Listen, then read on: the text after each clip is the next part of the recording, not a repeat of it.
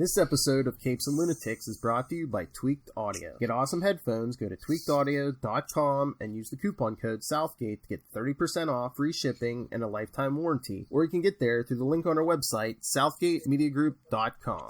This is Luca Perich, and you're listening to the Capes and Lunatics podcast. Recording has started. Hello, me hearties. Yarg. And welcome once again to Superconnectivity. I'm your host, Charlie, the Professor. Esser. And with me, as always, is that blue-eyed bomber from the Burger Pits. Phil, me, and Perich. I was getting nervous for a second. I thought I was on the wrong show. I thought I was about to become the skinny rich friend. No, I'm just, I'm working on catchphrases and, and it's the mustache. It's all twirly.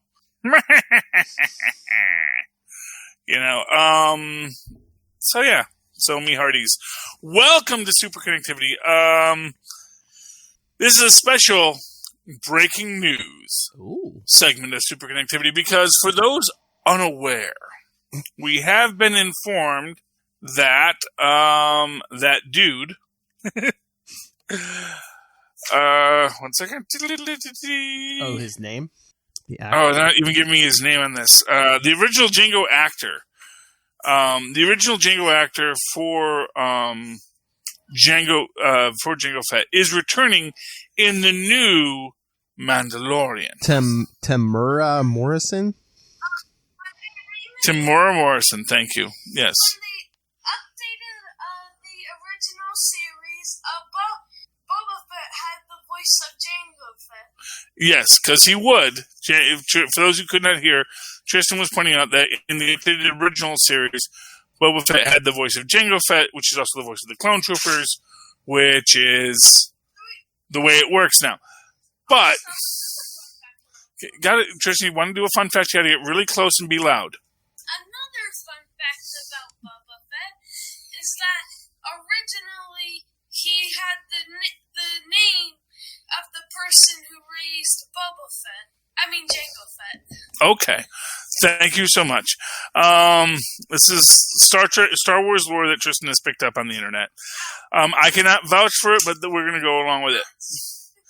But moving right along. So, the actor is returning to The Mandalorian, which honestly is a big thing for him when you think about it, because really he's kind of been left in that,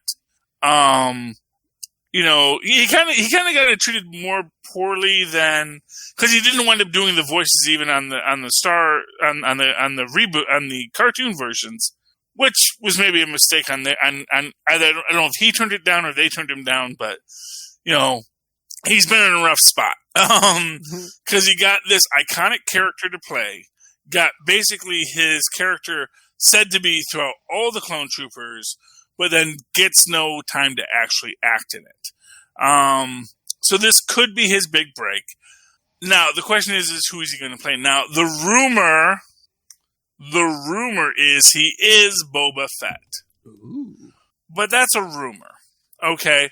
It's like, because what is, and honestly, I think all we can really confirm right now is that the actor who played Jango Fett is going to be in the new Mandalorian.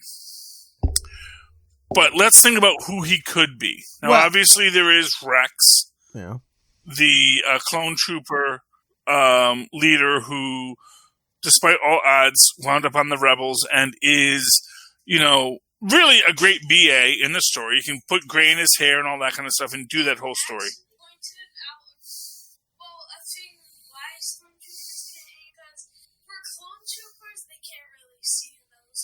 Yes, the helmets are a bit hard for seeing. Yeah, once you actually suit it up in a stormtrooper armor to hide.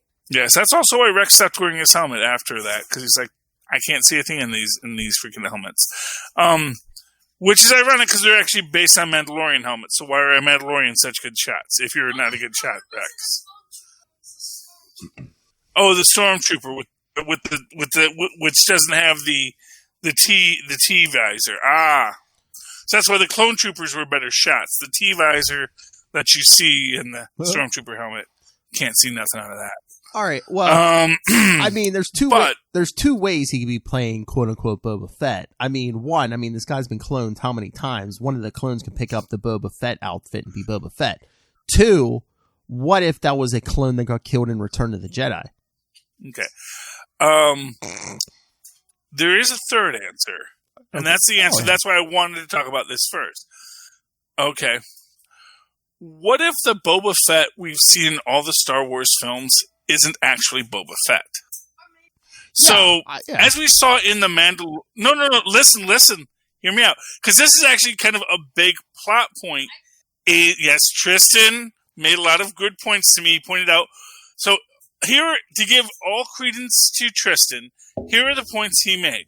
It's unlikely it can be a clone trooper, because clone troopers have accelerated aging. So it is unlikely that there are going to be that many clone troopers left by the time we get to the story of the Mandalorian, which takes place post sequel, post the main trilogy. Yeah. Okay. No. So that was one thing. The other thing he pointed out, actually, this wasn't so much what he pointed out. It's something I had surmised was, if you watch that first Mandalorian series, one of the points they make is that nobody knows that there's 100 Mandalorians on that planet. They know one guy who's the Mandalorian who goes and takes the jobs. And there's like an army of Mandalorians hiding on that planet that are also Mandalorians, and nobody realizes that there's that many Mandalorians on the planet.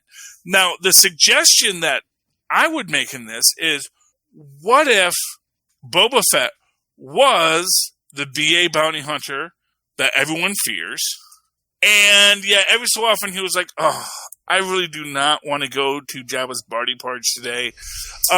Hey, dude, you want to... I'll give you 50 credits. Just go there, show up, wear the armor, be the Mandalorian on Tatooine. What bad could happen to I you? like it.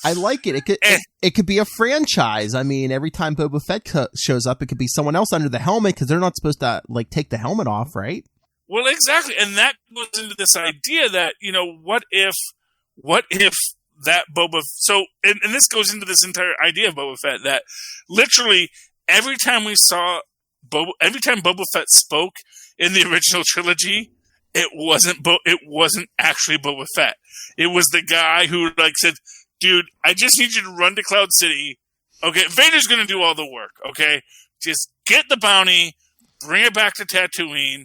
Hey, you even get to go to the party on the barge afterwards. And okay, won't that be nice? And as we see, those helmets in Star Wars can make you sound like anyone. I mean, look, Anakin Skywalker sounded completely different after they strapped him into all that Darth Vader stuff. I mean, come on. I mean, hey, you know what Disney? You know what Disney would love that idea of Boba Fett as a franchise, because you could have them show up in any of the series. It's like, oh hey, this time look, maybe there's a female Boba Fett.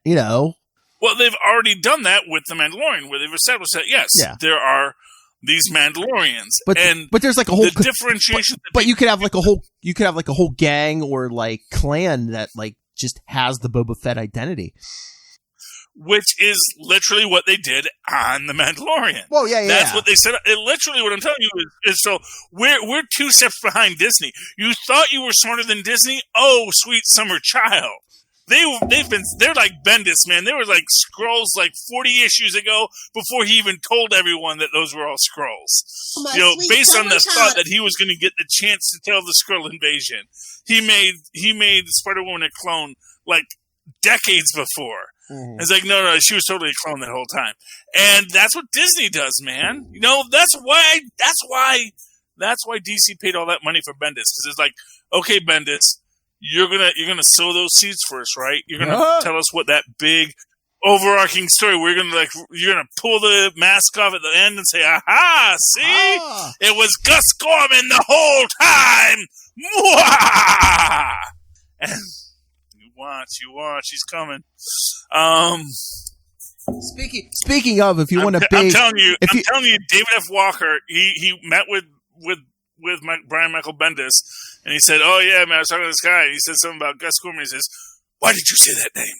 And But yes, it's a whole thing. If you want a big deep dive on Superman 3, go check out Happiness and Darkness, the superhero movie podcast, where Charlie Esser did a almost 2.5 hour review of Superman 3. It's just that good. Yes, Happiness and Darkness, friend of the show, and he said, I don't want to get ahead of myself, but he said he was looking for people to talk Fantastic Four movies with him, and I'm going back. Yes, and I'm just saying. It won't be till September, but I'm going back for a second time, so yeah, I'm sure he'll have me back again. Yeah. Yeah, I mean, yeah, I'm excited about it, and listen to all of the Happiness and Darknesses. I can't guarantee they'll be as good as my entry. Well, the episode before but you. I'm sure the others are good as well. I was the episode before you. I talked Batman Returns. So. Okay. Oh, that was a good one. Okay, Tristan, come here and tell me what you want to tell me. Come here, boy. Just quick. This is a show. Can't have dead air, Tristan. Okay, come here. You're off camera. Didn't I teach you show business? Speak loudly into the mic. Okay, well, one thing about your theory is that the Mandalorian can't be Boba Fett because they do know that Boba Fett is a clone and he does not look like Jango Fett. And no. Oh, no. Oh, the Mandalorian doesn't look like Jango Fett. Yeah. Yes. No, the Mandalorian isn't. Okay, because he only hears half the conversation. I wasn't saying that the Mandalorian was Boba Fett. I'm saying that the Mandalorian, the series The Mandalorian, set up this idea that basically all Mandalorians look alike to non-Mandalorians. So yeah. It's entirely possible that Boba Fett, who is a BA bounty hunter, essentially had another Mandalorian that was like his sidekick. And said, you can go do, because maybe he didn't want to do all the party stuff. This guy wanted to be the glad hander, wanted to go shake hands with Darth Vader, do the whole thing, hang out at Jabba's palace. And he's like, okay, you hang out at Jabba's palace, you wear the armor, you hang out at Jabba's palace, you go do that aspect. I'm going to go do all the bounty hunting, make all the money, and that way we're both happy. And that's what I was trying to say. And what the Mandalorian showed us is that even though there's dozens of Mandalorians on that planet, they all call our Mandalorian the Mandalorian because no one realizes that all the other Mandalorians they see are a different Mandalorian. Okay. Also, the things that you said about the thing I noticed, I didn't say that it couldn't have been a clone. I said maybe it could have been a clone because clones look and sound exactly like Boba Fett. So he could have gotten one so that Jabba wouldn't say, hey, this guy sounds different. Yes. And another thing is, in The Mandalorian, it actually shows us Mandalorians back in the day actually had the green and red colors. That is true, yes. So yes, to sum all that up, I don't know if Phil could hear any of that, and if Phil couldn't hear it, you couldn't hear it. But yeah, so because Tristan was saying maybe Boba Fett, instead of getting another Mandalorian to do it, actually got another clone trooper to be the guy, or one of the stormtroopers. Maybe a stormtrooper who didn't want to be a stormtrooper anymore hired him to be his, the face of the company, the guy who would go out and do the glad handing and do all that, which would be a delightful thing. I mean, the only thing is because it's easy enough because he never even took off that helmet in any of those, in that original trilogy. So it literally could have been anyone. Yeah. The reason why I think because that explains why it's a different actor. So there's an actor who played Boba Fett in the original series, and then there's the actor who's going to be playing Boba Fett now. Yeah. Arguably, maybe. We hope. Because I do hope that. I think that would be great. That maybe it's going to be revealed that, yes, that other Boba Fett was just another Mandalorian that I hired. Or that I, because there's a lot of us Mandalorians, Mm-hmm. I'm doing this work. I don't always want to go hang out with Jabba the Hutt. Honestly, the guy smells. Or whatever it is. Or he's not comfortable with everything that Jabba does to maintain his rule and order, It is what it is. He sexually harasses women. Yeah, but that's the Mandalorian. Well, he harasses mammalians because Jabba's not a mammal. I'm just going to say that. And if you're not a mammal, why would you be attracted to some crazy, hairy mammalian creature, you know? With a bunch of swollen glands and gangly arms. It's like, it's gross, man. So it's like saying, oh, look at that spider. That's a hot spider. It's like, no, that spider is not hot. You have a problem. You should see a doctor. But that is The Mandalorian. Other news is actually I wanted to talk about your recommendation to me from last week's Superconnectivity, Daredevil 223. And, okay, so first off, I like this. We have an entire cast of characters who are not on Netflix, which is amazing. And it's a Secret Wars 2 crossover. It's a Secret Wars 2. We got actually someone. They've got a paralegal named Becky in a wheelchair. Yes. And why is this the first I'm hearing of this? I'm trying to remember if she took over immediately after, because that was it in the issues 60s or 70s? Yeah, Karen Page goes off to be an actress in Hollywood, and this issue is 4 months before Born Again when Karen Page comes back. So okay, so anyway, I love the Beyonder in this, of course. There's our classic Frank from Bayonne. He does a whole co-location and thing. And what I love about this is he really is very Beyondery. Mm-hmm. He is not evil. He is totally just trying to, find his way to make his communication with this guy. And I also like the fact that he gives him his eyes back, but doesn't de-heighten any of his other sentences. So he's basically, now he has all of his senses as super. Although then he immediately falls in a vat of chemicals, ironically. Well, it threw him off balance. I was like, oh, I fell in a vat of chemicals. Now I'm because he said horribly mutated again. Because he said I thought I hallucinated at first. Because after all these years, all of a sudden his eyes turned back on.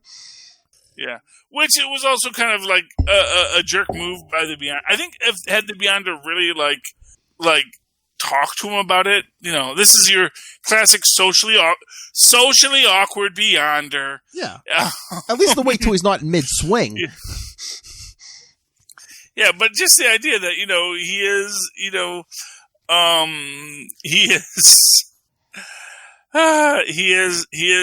is delightful in that sense. But this, I got to say, is like one of the weirdest scenes in this entire book, which shows that where Matt Murdock basically stares at a baby for an hour. Or let me see exactly how long did she say? 5 minutes. Yeah, 5 minutes. Well, still, it's like, sir, you've been staring at my baby for 5 minutes, and not for nothing. It's not like he's like across the park. He's like, ooh, there's a baby, but also he's probably not doing baby things with the baby. He's just like staring at it. It's like, are you going to eat my baby, sir? And, of course, loves New York City. Sees the new love of his life, Irish girl. Yeah, Gloriana. Who's a photographer. Mm-hmm. Gloriana. She's Irish. And she's a photographer, ironically enough. And he doesn't want to tell her. Obviously, he hasn't told her his secret identity. Although, for what it's worth, in this universe, there's a guy by the name of the Beyonder. He wants to hire me. This was his retainer for me. And what I do love is this yeah. I was going to say, sorry. I mean, literally, he could have told her that whole story and left the Daredevil part out of it. Yeah, well, exactly, because it's not even like the Beyonder's like, oh, well, you're Daredevil, so you must handle superhuman crimes, right? He's like, no, you work with the Avengers, so, you handle this kind of weird stuff. But, what I love about this is him basically saying, what I liked about it wasn't so much that he chose to eject the eyesight because his actual take on it is that this gift means a lot to me, and the more I have it, the more I realize it's going to make me not want to be that guy who, because essentially the Beyonder is hiring him because look, however I do it, I want to do it legally. I want to do it morally and justly. To own the world. So you tell me how to do it morally and justly. Yeah. And I will buy the world, Because it's not like he couldn't do all that, Yeah, because at first they were like... It's not like he couldn't... Well, I think it even said, because earlier in Secret Wars 2, he just, snapped his fingers, basically, and, brainwashed the whole world. He's like, oh, yeah, I'm king of the world. And he's like, yeah, that wasn't fulfilling. So now I want to do it legally. And, and Foggy and Matt are like, oh, I don't know. And then he's like, here, Foggy, here's $1 million. Foggy's like, okay, I'm on board. Well, yeah, but again, he gives him $1 million from a safe in a sunken ship, which means it's mine by right of salvage, which isn't exactly how right of salvage works, but, he's not a lawyer. What does he know? But basically says, yeah, here is this. So again, he gets that. He doesn't counterfeit the money. He doesn't steal the money from Fort Knox. He says, okay, this is how I can legally give you $1 million. If you want $1 million, because he could have just done the whole "I'll turn your building into gold" thing, That didn't work out well. No, he's learning. It's a learning curve, but he gives him that $1 million free and legal, and then he gives Murdoch his sight. And of course, the thing and that's the whole thing about it, is he gives Matt the sight, and Matt says, you know what? I can't guarantee that I will continue to have justice as my highest priority if you've given me this gift. Well, yeah, he says you've given. Yeah, he says the Beyonder literally comes to him because of his profound sense of justice, and he's like, you know what? I can't say I'm going to be, impartial since you've given me my greatest desire. So take it back. Exactly. Exactly. And I love that, that the Beyonder's cool with that. He's like, great. This actually gives me a lot of insight. But it also, man, it really sets up that idea of, so there's two ways you can do a what if with this story. One is, what if the Beyonder doesn't give him his eyesight? I mean, because the reason he gives Murdoch his eyesight is because he's thinking, maybe I should do this. Yeah. Because it would be the morally just, because this guy will be the morally just person to do that. And what if the story is that the Beyonder actually gets to buy the world, and then from there gets to buy the Kree Empire and the Skrull Empire, and through purely legal means, with Matt Murdock at his side, and then that basically at the end of it, it's like, well, now that you've done this for me, then he gives him the sight. Oh. And then Matt had, old man Matt, because it took years to do this. Oh, yeah. But of course, he kept them all alive, Own the universe, yeah. Exactly, to own the universe. But he eventually does, owns Mephisto, because he says, well, Matt Murdock, can you legally give me Mephisto's realm? So, well, really, technically, all you gotta do is sit on that throne, and you own the whole. From what I've been able to discern from these arcane lores, you sit on that throne, you get to rule all of the afterlife. I mean, okay. Johnny Blaze can do it. If Johnny Blaze can do it, yeah. And again, like you say, it's like, and the Beyonder is of that nature that he could sit there and he could do it, and he could, and that would be a really interesting universe to see. And then of course, the funny thing then is like, okay, I've got it.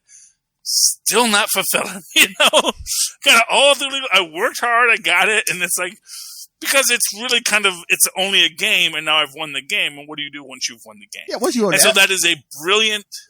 Basically, once you own all of existence, what's left?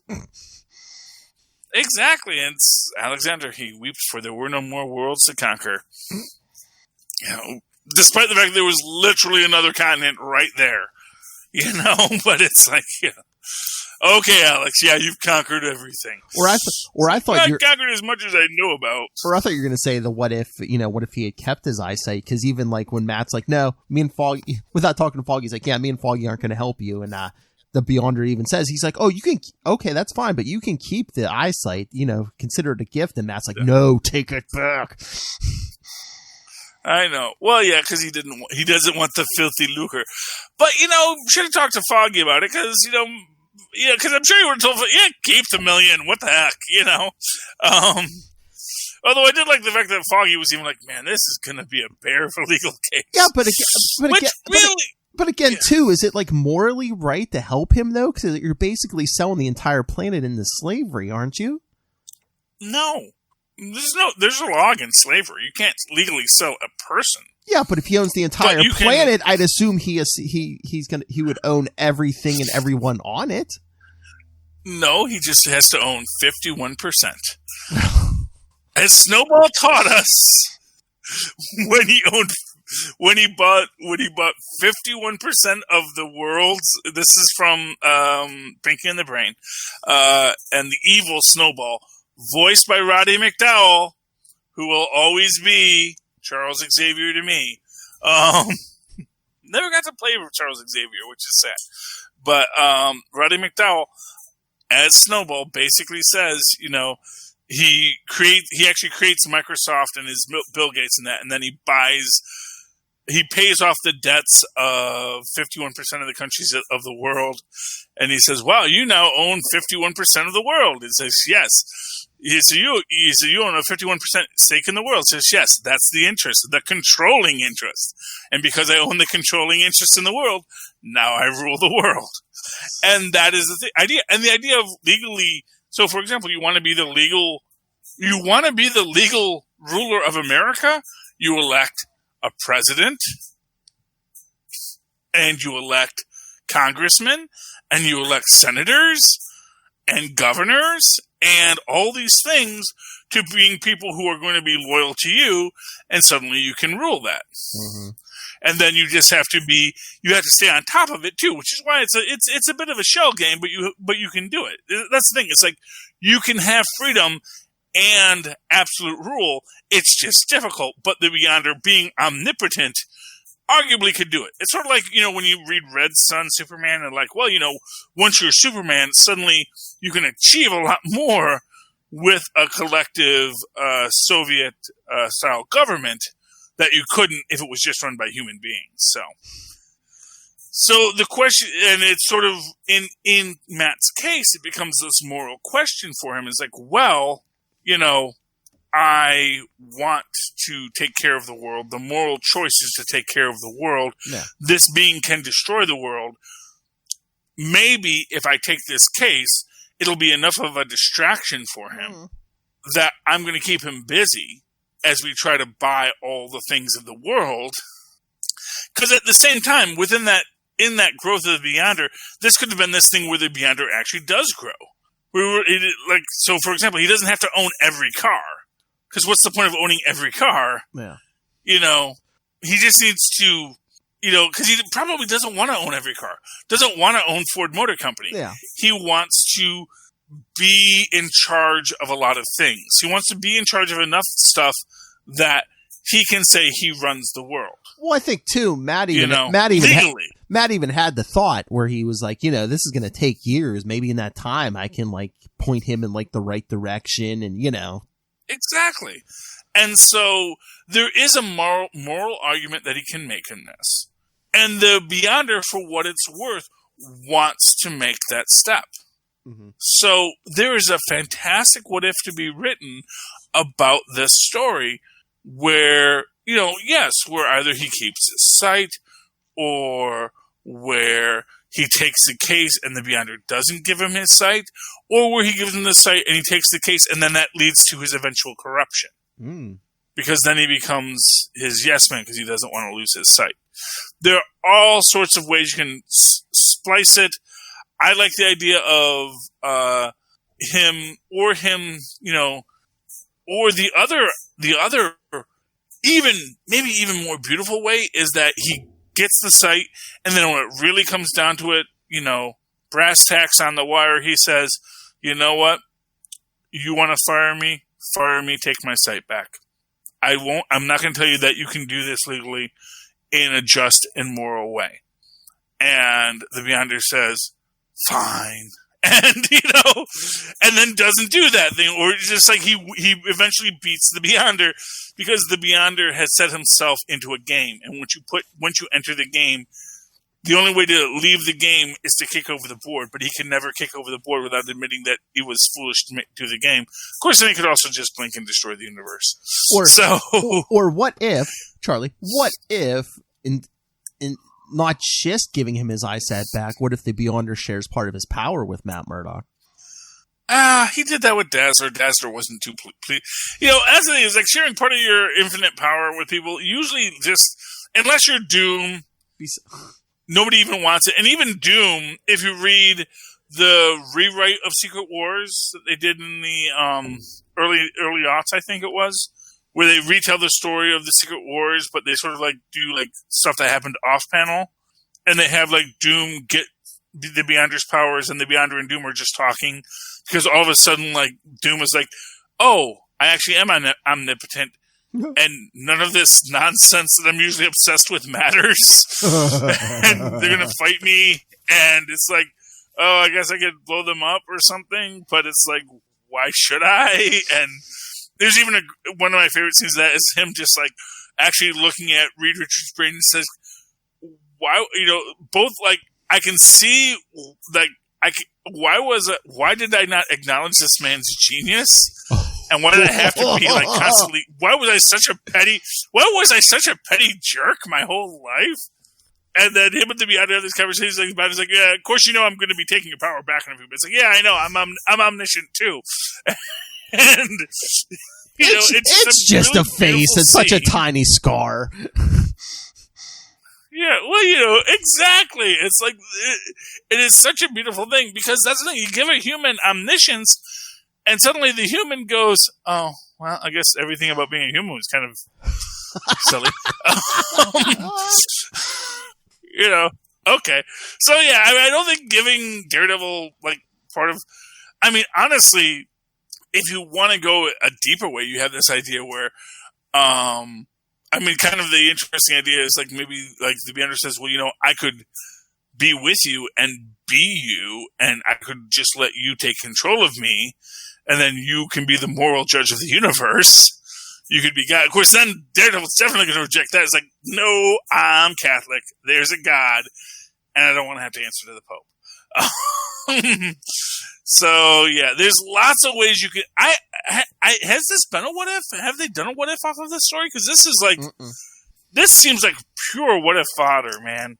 How does Conan stuck in the 20th century get, like, dozens of stories, but Daredevil and the Beyonder don't? It seems like when they do Daredevil ones, they do more street level stuff. Like there was one, what if he had killed Kingpin during Born Again? What if the Punisher had killed Daredevil? They do stuff like that. Yeah, they don't do the Beyonder stuff. I know, but it's just, but he has this moral center. That's one of his most interesting things. Is like, man, if you even want to do a street level version of that, you do like, what if Carnage had taken over Daredevil? Oh.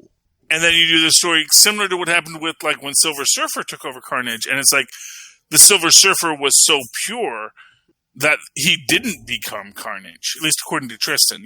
I get all my Carnage lore from Tristan. So that when the Carnage Surfer came about, it's like the Surfer's Norrin Radd's soul in that symbiotic relationship with Carnage dominated the murderous nature of it. Okay, you're too far away to hear on the microphone, so... yes, anyway, we'll talk after the show, Tristan. Good night. If you don't want to come to the mic, you gotta be quiet. My people will call your people, son. Yes, anyway. But, so if Carnage had infected Daredevil, these are stories that would be really interesting. Exploring the moral quality of Daredevil, I think, is what makes Daredevil an interesting character. Probably what was missing from the Ben Affleck story is I don't think we ever really got his the Beyonder deeper moral quandaries, especially its religious aspects. Which, I guess you can argue, I don't know if that was anything that Stan Lee wrote into the character because, obviously it was the 60s and, Stan Lee wasn't Catholic. So. Yeah, no, I think that was a whole. I think Frank Miller started that whole thing, the whole Catholic thing. That's all a Frank Miller thing. Yeah, I mean, he was always a moral guy and a guy who believed in justice and democracy. Yeah. But I think like in Stan Lee's era, he was like a justice guy, rather than a Catholic guilt guy. Like the justice was because justice is justice. And Catholic guilt guy is, well, I'm guilty for being a Catholic, and so I should feel bad about that. Anyway, let's see. Was there anything else on my list worth talking about? Let me see. Let's see here. Boba Fett we talked about. Miles Morales or Thanos? Thanos is a real short one. So I think Thanos is in a really toxic relationship with Death. Duh. I think Death has rejected him at every turn. Oh, it cuckolds him for Deadpool. Of course, Death.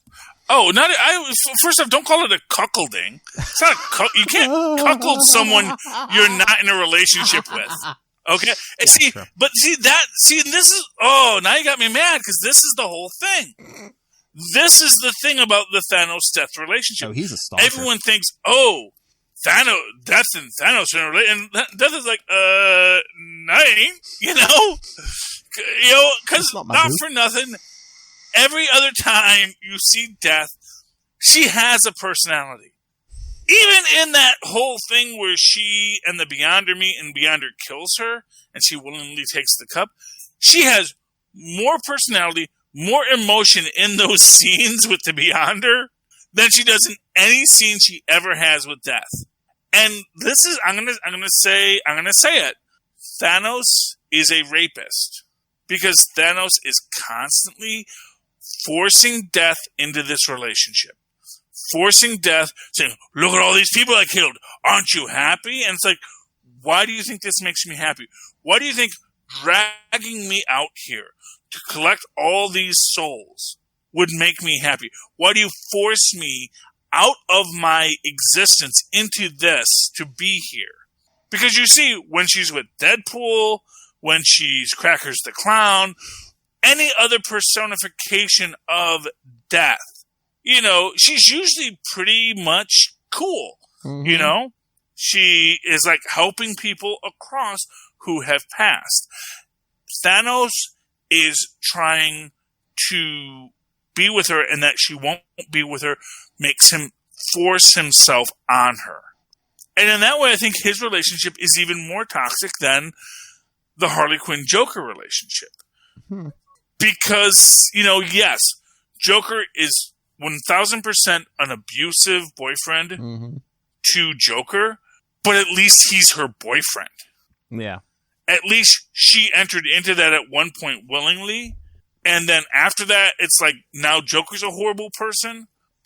But, like, if Joker actually was a better person and actually did do better, then you could say, well, okay, he's a better person. Or if he never was that bad guy, if he always had love for her, and, that was his line, he would not cross, he would not ever hurt Harley. He may be standoffish and mean, but he wouldn't hurt Harley.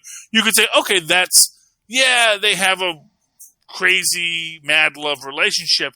But, when you look at Natural Born Killers, that's how Woody Harrelson and Juliette Lewis. Oh, Juliette Lewis, their relationship is very much, it's not abusive, it's we're killers and we love each other and we're going to be in this positive homicidal relationship. And pretty much, I mean, the Joker doesn't even have the raw power to be on the scale of Thanos anyway. Even if he wanted to, he just lack of power. Well, yeah, but even in that concept, the Joker is, he is a human character in a human relationship. Thanos is a character in a non-human relationship, and yet he is still forcing himself onto this being who is a personification. Yes, she is the esoteric personification of Death, but in an esoteric genre, she has a real persona. And so I think that there is this romanticization of Thanos' relationship with Death that I think is completely unfounded. and it really bugs me. It really frosts my knockers. So I think we really need to say, Thanos, leave death alone. Because you are a bad person, Thanos, and no amount of wrapping it in, it's for the good of the universe storyline that you want to force onto your own selfish, toxic relationships helps you. My knockers are because I think that, after the MCU version, there's this, Thanos was right. It's like, no, Thanos was never right. And even if you want to say, at no point is he right in any storyline.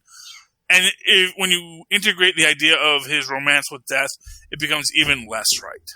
And, he is a petty little toxic man who should be seen as a petty little toxic man who is a villain, much like Dr. Doom, that dropout, a pathetic little man trying to grab things that just don't belong to him.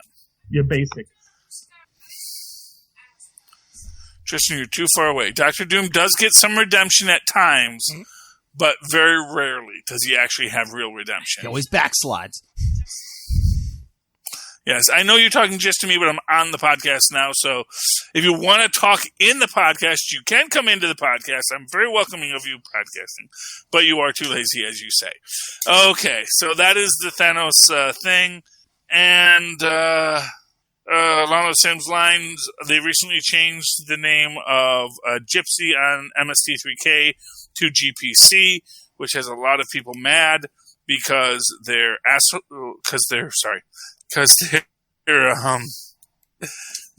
very bad people. So here's how it works. Because people say, well, why? Just because people said that Gypsy is offensive. Why is Gypsy offensive? Because that's how it works. So, short answer. If someone says something is offensive to them, and you don't mean any harm by it, then you stop using that term. Because after someone says it's offensive and you do it, then all harm is intended. So, yeah. So Gypsy is GPC. That's life. We're all going to get on with it. Moving right along.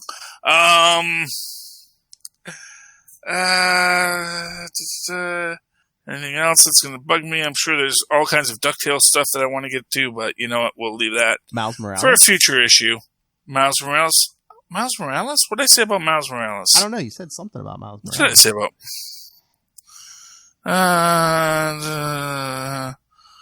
I'm gonna look, but I don't know if you explained what. Oh wait. Yeah, I don't. Will they introduce Miles? Will they introduce Miles in the next live-action Spider-Man film to convince the world Peter's in Spider-Man? Yeah. So that's that. Yeah, that's a real small one. Hey, do you think they'll have Miles Morales in the next live-action Spider-Man film? I think so, because you know what that does? Puts doubt. It allows you to have a reason. What? Puts doubt. Exactly. Because, everyone, and Daredevil would be cool, but let's be honest, Daredevil is no Spider-Man. And the biggest problem with putting Miles Morales in, Spider-Man 3 Electric Boogaloo is that, and by the way, they should call it Spider-Man 3 Electric Boogaloo, just to be crazy. And the problem is that you suddenly have this thing, wow, you're another teenager with spider powers? How'd you get yours? Spider bite? We should probably figure out where that spider is. It's a little on the nosy, if you will, but at the same time, it would be cool if they introduce Miles, if they introduce the idea that, here's this other Spider-Man in the MCU, because they've already sort of hinted at it prior to this, because they had the Prowler played by who played the guy Donald who Glover. says his nephew in Donald Glover. That was Donald Glover, yeah. Yeah, I thought that was Donald Glover. Yeah. Says my nephew in I got a nephew in Brooklyn, Yeah. And so that's awesome. And then to have that kid get the spider powers would be great. And then, you have Peter Parker, and then all of a sudden you have that guy flipping around, climbing the walls, doing all that kind of stuff. So, yeah, I don't know who this guy is, but he ain't me, man. Flip, and then fly off. This guy's probably a night monkey or something. I don't know. And that would be awesome and cool. and it solves that whole problem. So, that's my take on that. So I would love it if they introduced Miles in the next Spider-Man film, because it actually solves the who is Spider-Man Peter Parker problem real easy, because you actually have another Spider-Man, and that solves that problem. Okay, Philip, anything else? No, I think that's anything good. else you want to talk about, or do you want to go to bed? Okay. I'm good. No, Phil doesn't sleep. I know. Phil's a replicant. He doesn't sleep. I bet it. He never sleeps. He's like Wolverine. He just has his eyes for a moment, and he puts his brain in REM, and then he wakes right back up. So. Best there is. That's what Wolverine does. It was in Avengers, so it's true. Okay, so Philip, how can people find you if they'd like to find you? Well, if you would like to contact me personally, you can always email me nightwingpdp@gmail.com.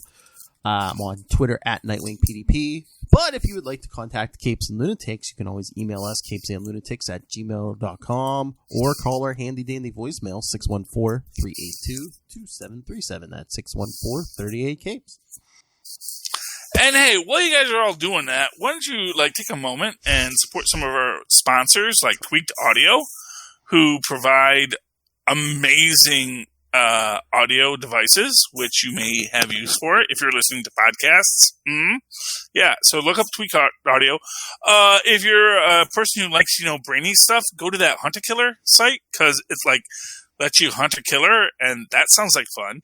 I'm not a smart guy, so I wouldn't do that, but if you're not dumb like me, you might like to hunt a killer. And of course, whatever you're buying, because you got to buy something right now, why don't you go down to the Amazon link in our show notes, click on that thing, and it's going to take you right to Amazon, just basic Amazon. We can buy everything you ever wanted on Earth, including books on Kindle for some reason. And I think it might even link to Comixology. You gotta look into that. But do that, buy some stuff, and cost you nothing. Helps out us here at the show, because why not? What's it gonna hurt you? So Mark my do words. all that stuff, and then when you're done, why don't you write to me about it? Tell me about your adventures on the internet or your killers you've hunted at the email. Just like our Maz and Paz once did, at superconnectivityblog@gmail.com. That's superconnectivityblog, all one word, at gmail.com. Of course, follow me on Twitter, because you know what's coming back, Philip? Agents of S.H.I.E.L.D. Agents of S.H.I.E.L.D. is coming back! Sousa's back! And, crazy thought, I'm thinking maybe he's not crippled, before he meets, our future agents, and then, the adventures they have. That's how he gets his leg blown off. Well, think about it. Didn't he get injured in Didn't he get injured in World War II? Aren't they traveling back to pre-World War II? Well, yeah, or maybe that's the cover story. Don't worry, we'll get you there. They give him wouldn't that be awful? He hurts his leg and says, "That's okay. Your leg was hurt in World War II." It's like, well, no, mate, you hurt my leg in this, but we'll give you a perfect cybernetic leg right now. But then once it gets blown off in World War II, we're going to give you back a bad leg. Just to maintain continuity. This is why I tell you, Agents of S.H.I.E.L.D. is going to set up the Time Variance Authority. Mark my words. Anyway, if you'd like to mark my words, do so while I'm tweeting about this show at Charlie Esser. That's CHARLIESSER. Look for the 2 E's in the middle. For quality. Bing! Thank you, Maz. Such a fancy. Getting a little late on the pickup there, Maz, so you don't want to watch that. All right, ladies and gentlemen, thank you for connecting with us once again this week. Please tune in next week and super connect with us again. Good night. Good night. That's one of those words that it really has no meaning, tune in. Because, the actual idea of tuning in relates to, the channel on a radio, but you actually used to have to manually adjust it. I think it's from... to actually get to where the... Yeah, it's from back in the day, radios, or it's back from the day from radios and TVs and stuff. Yeah. But you actually used to have to physically tune in a station. Like, it wasn't like, oh, it's station 99.9